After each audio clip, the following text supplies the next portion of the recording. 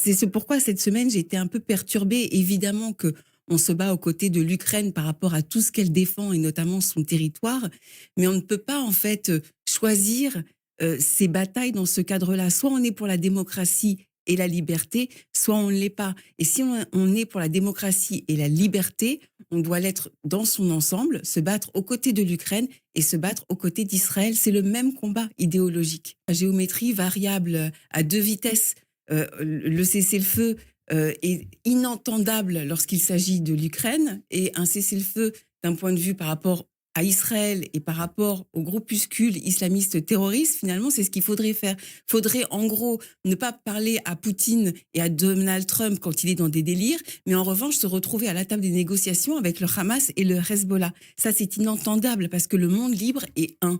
Et lorsque le monde libre est un, on doit faire front contre à toute forme d'idéologie morbide, qu'elle soit du côté de Poutine ou qu'elle soit du côté du Hamas. Et Poutine a rencontré le Hamas, et puis Poutine parle beaucoup aussi avec l'Iran concernant le nucléaire. Donc ça veut dire que la France doit être honnête dans sa bataille. Et pour être honnête, c'est qu'elle doit être transparente sur toutes les formes de bataille. C'est trop facile de choisir finalement une guerre. On se choisit une guerre qui serait un peu facile par rapport à la démocratie ukrainienne, parce que ça n'a pas d'incidence sur notre territoire. On comprend bien en quoi la guerre par rapport à Israël et défendre Israël, par lâcheté au fond, parce qu'il y a des incidences au niveau de notre territoire, et on le voit avec les pro-Hamas ou ce qui peut se passer dans les universités. Il ne faudrait pas en parler.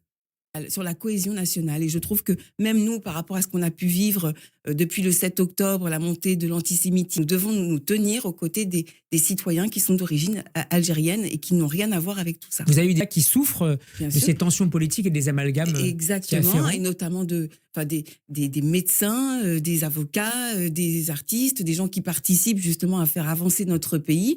Et aujourd'hui, je trouve qu'il y a certains propos qui sont intolérables, qui font des amalgames absolument délétères.